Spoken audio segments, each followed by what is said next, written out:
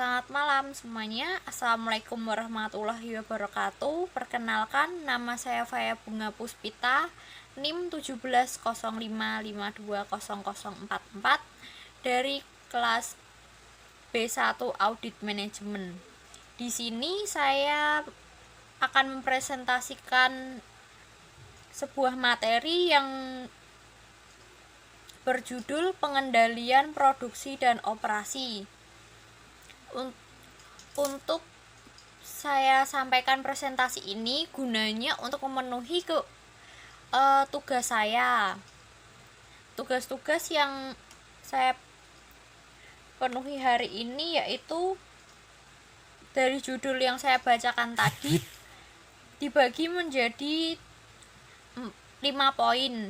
Yang pertama, pengendalian bahan baku. Yang kedua, pengendalian peralatan dan fasilitas produksi. Yang ketiga, pengendalian transformasi. Yang keempat, pengendalian kualitas. Dan yang kelima, pengendalian barang jadi. Saya akan membahas satu persatu dari pengendalian yang sudah saya sebutkan tadi. Untuk yang pertama adalah pengendalian bahan baku. Pengendalian bahan baku sendiri bertujuan untuk memastikan bahwa bahan baku yang diolah dalam proses produksi telah sesuai dengan kebutuhan standar kualitas produk yang dihasilkan perusahaan. Pengendalian bahan baku mencakup keseluruhan aktivitas yang berhubungan dengan bahan baku, mulai dari pembelian, jadwal penerimaan, penanganan pada saat diterima, penyimpanan sampai dengan bahan baku tersebut digunakan atau diolah dalam proses produksi.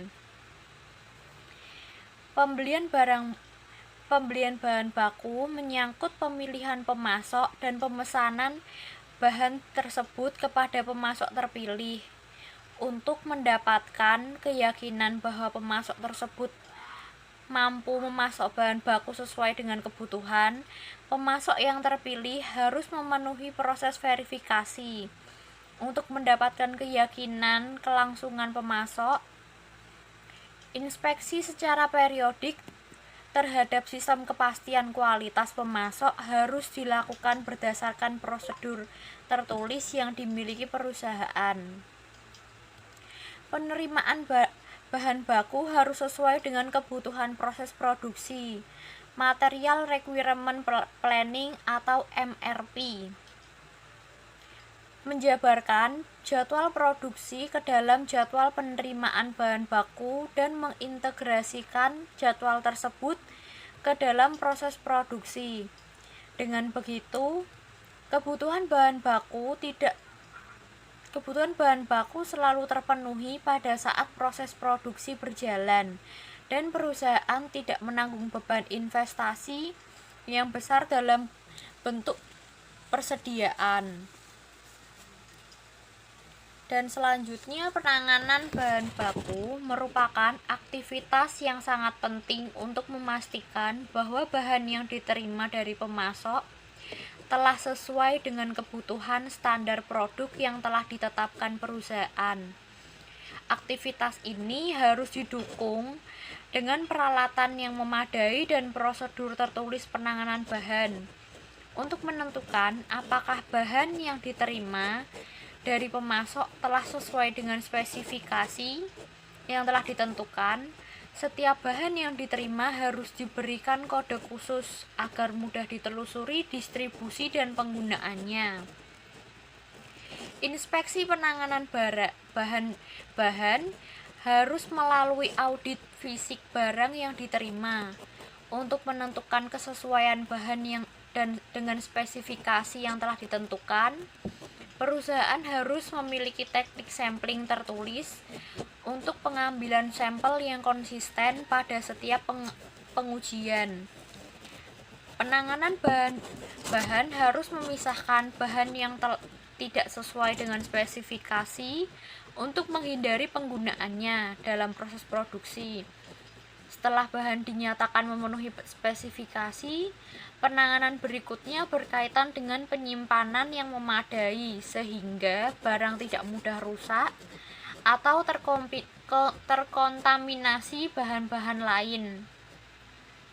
Kebijakan mendapatkan garansi dari pemasok sampai bahan diolah dalam proses produksi dapat menghindari kerugian yang terjadi sebagai akibat kerusakan bahan sebelum masuk proses produksi.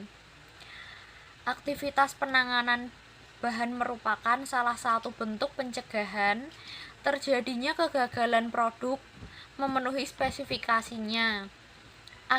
Aktivitas ini akan semakin berkurang dengan telah terjalinnya kemitraan dengan pemasok, di mana komitmen pemasok untuk memberikan bahan baku sesuai dengan standar kebutuhan perusahaan dalam menghasilkan produk berkualitas sesuai dengan spesifikasi pelanggan dituangkan dalam bentuk kontrak jangka panjang. Berikutnya ada pengendalian peralatan dan fasilitas produksi. Untuk pengendalian peralatan dan fasilitas produksi sendiri bertujuan untuk memastikan bahwa semua peralatan dan fasilitas produksi ada dalam keadaan siap untuk melaksanakan proses produksi sesuai dengan ketentuan penggunaannya. Desain dan penempatan peralatan dan tempat menjadi faktor utama berjalannya proses produksi secara efektif dan efisien, serta mampu menghasilkan produk tepat sesuai dengan yang telah dijadwalkan. Seluruh peralatan dan fasilitas produksi lainnya harus sesuai dengan ukuran dan desain produk yang telah ditentukan. Peralatan ini harus berada pada tempat yang tepat sesuai dengan kebutuhan proses produksi yang efektif dan efisien.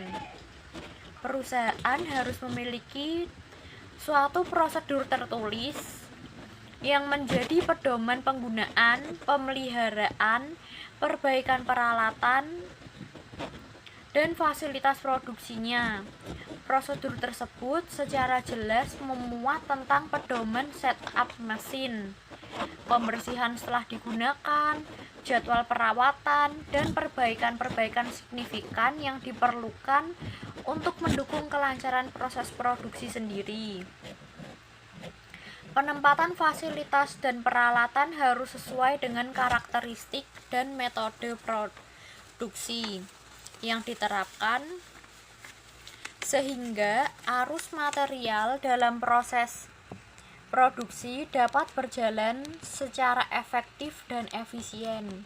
Di samping itu, pengelolaan fasilitas dan peralatan produksi harus didukung oleh pedoman penggunaan dan pemeliharaan. Pedoman ini berfungsi untuk melindungi operator dari kecelakaan akibat tidak bisa mengoperasikan peralatan dan melindungi peralatan dari kerusakan karena jadwal pemeliharaan dan perbaikan yang tidak tepat waktu. Berikutnya yang akan saya bahas adalah poin yang ketiga, yaitu pengendalian transformasi. Untuk pengendalian transformasi sendiri berfungsi untuk mengolah input menjadi output sesuai dengan standar yang telah ditetapkan. Pengelolaan transformasi memegang peranan yang penting untuk memastikan bahwa proses pengolahan ini berjalan sesuai dengan kebutuhan proses yang efektif dan efisien. Pada pengendalian ini, tugas seorang tim pengendali kualitas atau quality control sangat penting untuk memastikan bahwa proses yang berjalan menghasilkan produk yang tepat seperti kuantitas, kualitas, dan waktu. Dengan pengorbanan yang minimum. Untuk mencapai tujuan tersebut, pengendalian ini mencakup pengesahan proses produksi dan pengendalian perubahan atas permintaan, inspeksi sampel dalam proses dan pengendalian laboratorium, serta pemrosesan ulang. Setiap proses produksi harus mendapatkan pengesahan dari bagian yang berwenang. Perusahaan harus memiliki prosedur produksi secara tertulis yang memberikan pedoman tentang kesiapan fasilitas produksi sebelum dioperasikan. Pejabat yang berwenang memberikan persetujuan dan pengesahan proses tersebut dijalankan. Individu atau kelompok yang melaksanakan dan atau bertanggung jawab atas proses yang dijalankan serta ketentuan-ketentuan lain yang mengatur jalannya produksi, termasuk penanganan jika terjadi kemacetan proses atau bottleneck. Untuk memastikan bahwa produk yang dihasilkan telah mampu memenuhi spesifikasinya, berbagai pengujian dalam proses produksi dilakukan. Perusahaan harus memiliki prosedur tertulis untuk memonitor apakah proses yang telah dijalankan sesuai dengan ketentuan, sehingga mampu menghasilkan output sesuai dengan yang direncanakan. Prosedur ini mencakup tentang teknik penentuan sampel, memonitor output, dan pengesahan produk.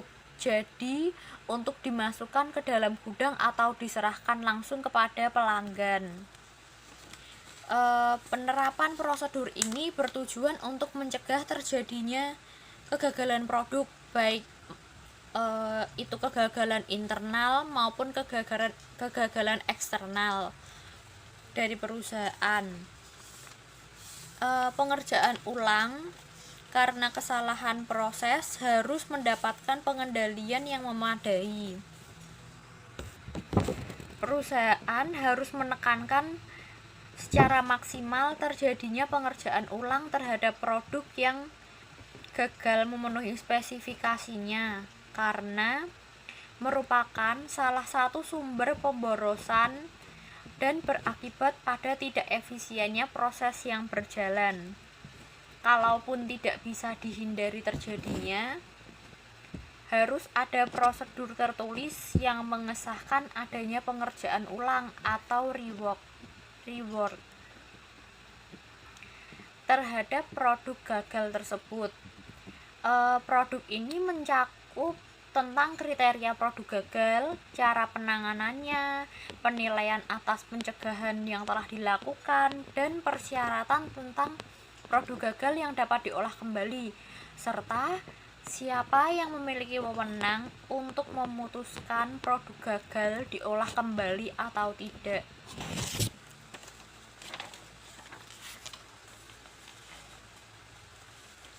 Selanjutnya yang akan saya bahas yaitu poin ke berapa ya?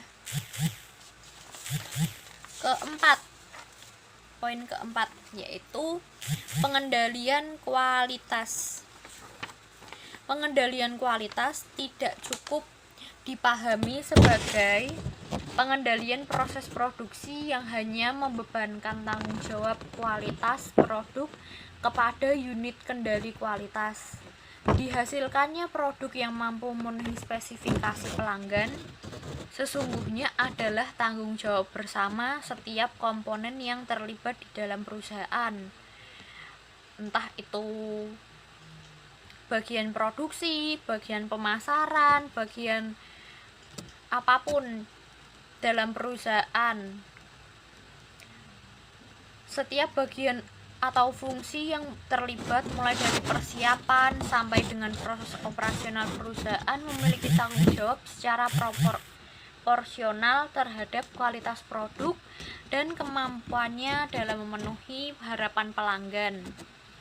Hal ini masuk akal karena keseluruhan fungsi dan tingkatan manajemen ikut berperan atau terlibat langsung dalam proses tersebut, baik itu terlibat langsung atau tidak, tetapi mereka tetap memiliki tanggung jawab karena perusahaan itu merupakan tanggung jawab bersama, baik itu divisi yang tinggi maupun pada bagian manajer. Bahkan direktur pun bertanggung jawab. Hal ini merupakan bentuk implementasi fokus pelanggan yang menjadi pola pikir dalam pengelolaan perusahaan, di mana seluruh komponen di dalam perusahaan berkomitmen untuk memuaskan pelanggan melalui produk yang ditawarkan. Sebagai contoh, saya mengambil ini di sini akan saya jelaskan. Northern Trust Corporation menetapkan 4 tujuan kualitas yang dapat memandu perusahaan dalam mendapatkan keunggulan bersaing. Terdiri atas yang pertama, unrivaled client satisfaction, yang terdiri dari tiga, yaitu yang pertama adalah client need drive improvement decision, yang kedua all area need an ongoing process for establishing client and partner requirement, dan yang ketiga ada prevention of defect is essential to meet or exceed client and partner requirement. Dan yang poin untuk tujuan kualitas yang kedua yaitu continue improvement of all process, yang terbagi menjadi 3 juga.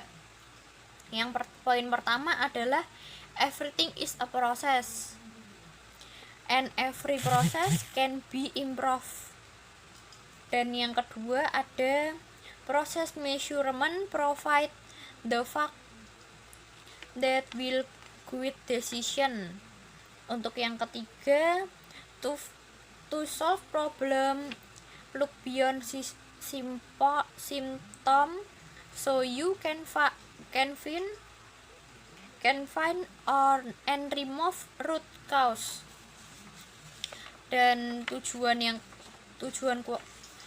kualitas yang ketiga adalah inspired leadership. Terbagi juga menjadi 3. Yang pertama adalah absolute quality management is achieved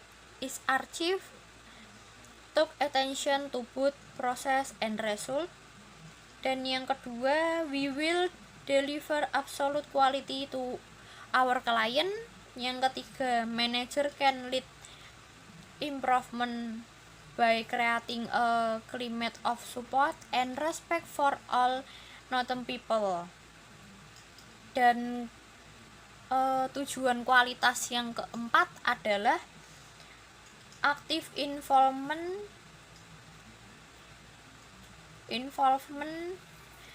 all people, yang terbagi menjadi 3 juga.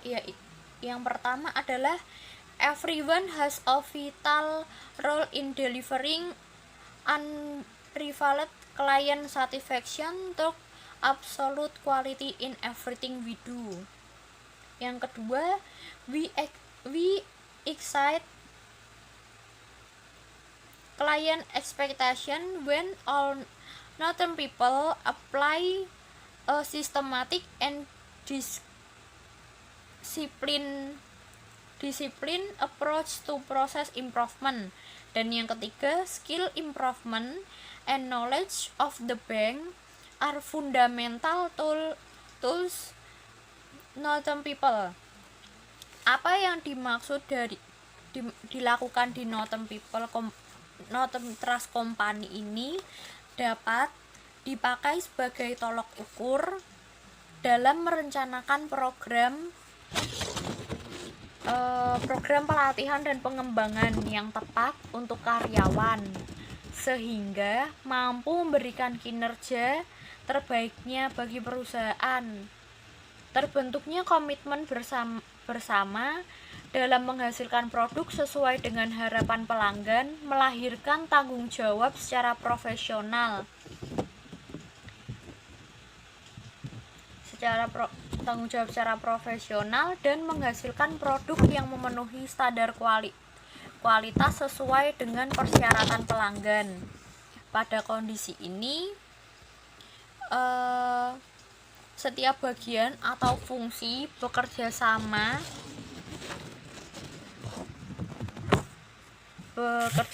dengan bagian atau fungsi yang lain membentuk suatu rantai nilai di mana fungsi-fungsi yang terlibat dalam keberhasilan perusahaan terjadi hubungan antara pemasok dan pelanggan. Optimalisasi pengelolaan rantai nilai internal atau internal value chain akan mengintegrasikan seluruh sumber daya yang terlibat dalam proses operasi untuk saling mendukung pencapaian tujuan perusahaan.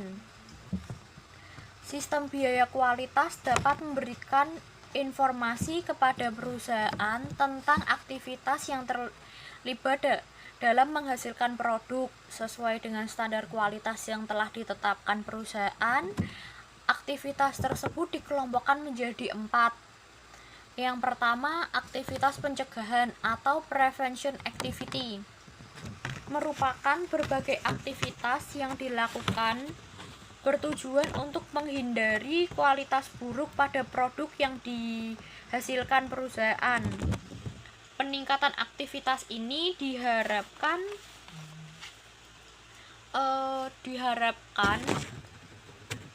dapat menurunkan terjadinya kegagalan produk. Aktivitas penilaian atau appraisal activity merupakan aktivitas yang dilakukan untuk menentukan apakah produk telah sesuai dengan persyaratan pelanggan. Aktivitas ini sebenarnya memiliki sifat yang sama dengan aktivitas pencegahan yang saya sebutkan pertama tadi, di mana peningkatan aktivitas ini dapat menurunkan terjadinya produk gagal. Dan yang ketiga adalah aktivitas kegagalan internal atau internal failure, merupakan aktivitas yang dilakukan sebagai akibat dari terjadinya kegagalan produk dalam memenuhi spesifikasinya, di mana hal ini telah terdeteksi sebelum produk tersebut diserahkan kepada pemesan. Saya lanjutkan, yaitu poin keempat, aktivitas kegagalan eksternal atau external failure merupakan aktivitas yang dilakukan sebagai akibat dari terjadinya kegagalan produk dalam memenuhi spesifikasinya, di mana hal ini baru terdeteksi setelah produk diserahkan kepada pemesan. Kemungkinan pemesan akan melakukan komplain karena produk yang dikirimkan tersebut tidak sesuai dengan spesifikasi yang telah disetujui sebelumnya. Berbagai aktivitas dalam menghasilkan produk sesuai dengan kualitas yang telah diterapkan harus dirumuskan secara seimbang dalam kebijakan kualitas perusahaan.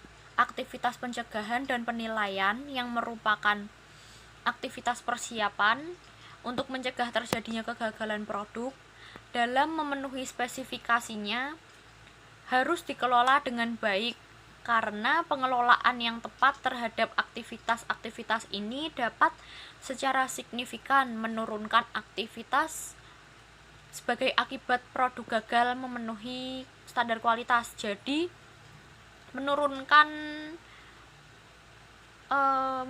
intensitas produk gagal tersebut, secara tidak langsung meminimalisir produk gagal yang akan terjadi. Laporan biaya kualitas dapat memberikan informasi tentang bagaimana perusahaan pengelola aktivitas-aktivitas kualitasnya. Oleh karena itu, laporan ini harus secara akurat menyajikan informasi tentang komposisi biaya kualitas. Dan untuk yang terakhir akan saya bahas adalah pengendalian barang jadi.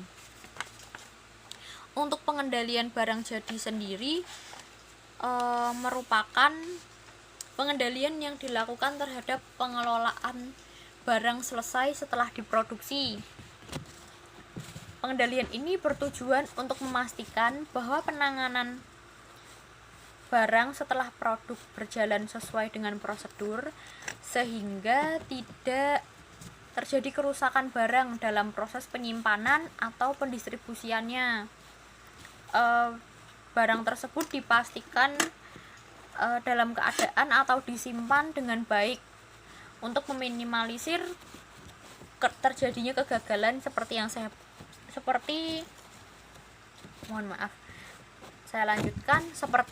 bahas sebelumnya tadi. Untuk memastikan bahwa barang dalam kondisi yang sesuai dengan persyaratan pelanggan pada saat diserahkan, pengendalian ini melakukannya melalui 2 tahap. Yang pertama ada verifikasi, penanganan, dan penyimpanan, dan yang kedua ada inspeksi, pengujian, dan distribusi. Saya akan bahas satu persatu dari tahapan tadi. Untuk tahap pertama tadi terdapat verifikasi, penanganan, dan penyimpanan ya. Tujuan dari tiga tahapan tadi yang saya sebutkan itu ditujukan untuk memastikan bahwa barang jadi yang diterima dari proses produksi telah ditangani dengan baik, termasuk penyimpanannya. Jadi perusahaan akan memastikan bahwa barang yang telah ia produksi, barang jadi tersebut disimpan dengan baik untuk meminimalisir kerusakan atau kegagalan produk yang terjadi di dalam perusahaan atau internal. Berkaitan dengan hal ini, perusahaan harus memiliki suatu prosedur tertulis menyangkut bagaimana dan siapa yang memeriksa kemasan dari produk yang dihasilkan. Penentuan bahwa setiap produk harus mencantumkan tanggal kadaluarsanya, adanya pemisahan produk antara yang telah diaudit dan belum diaudit, sebagai pengendalian kualitas dan ketentuan suhu dalam proses penyimpanan yang tepat sesuai dengan karakteristik produk. Seperti contohnya, saya beri contoh untuk makanan olahan, tentunya akan disimpan dalam suhu yang rendah agar makanan tersebut lebih tahan lama. Lalu untuk makanan yang harus disimpan dengan suhu tinggi akan ditempatkan pada tempat yang memiliki suhu tinggi untuk membuatnya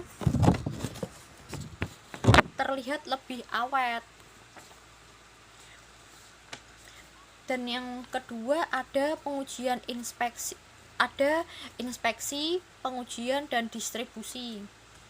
Menyangkut penanganan produk, untuk memastikan bahwa produk yang diserahkan kepada pelanggan adalah sesuai dengan spesifikasinya.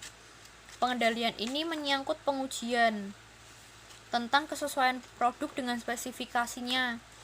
Jadi produk yang sudah diproduksi itu harus sesuai dengan perjanjian sebelumnya dengan klien atau dengan pelanggan. Misalkan pelanggan memesan telur ayam dengan ukuran yang besar dengan jumlah 1000 butir, maka perusahaan juga harus mengirimkan dan memilah telur tersebut, memilih sesuai dengan spesifikasi atau perjanjian dengan perusahaan sebelumnya. Dan pengelolaan persediaan untuk mendapatkan kepastian bahwa produk yang diproduksi pertama didistribusikan terlebih dahulu. Jadi produk yang diproduksi lebih dulu akan didistribusikan atau disalurkan kepada pelanggan lebih dulu agar meminimalisir kita menyimpan atau perusahaan menyimpan produk yang telah lama. Jadi perusahaan menjamin bahwa barang yang ia simpan adalah barang terbaru, jadi menghindari penyimpanan barang yang kadaluarsa. prosedur penanganan terhadap produk yang dikembalikan. Dan untuk barang yang dikembalikan oleh pembeli atau pelanggan merupakan bisa jadi barang tersebut rusak atau barang tersebut tidak sesuai dengan spesifikasi awal atau perjanjian saat melakukan kontrak tersebut, maka pelanggan akan melakukan komplain atau mengembalikan barang tersebut kepada penjual atau pemasok. Tetapi seperti itu biasanya menggunakan perjanjian terlebih dahulu. Berkaitan dengan hal ini, perusahaan harus memiliki prosedur tertulis seperti yang saya ucapkan sebelumnya tentang metode pengambilan sampel dalam pengujian, ketentuan pemasangan label kadaluarsa, pengelolaan persediaan, dan penanganan produk yang dikembalikan pelanggan. Saya rasa cukup sekian yang dapat saya sampaikan untuk materi ini. Kurang dan lebihnya saya mohon maaf. Mungkin banyak kurangnya. Semoga yang saya sampaikan ini dapat bermanfaat untuk yang melihat video ini, dan saya sudah memenuhi tugas yang harusnya saya penuhi.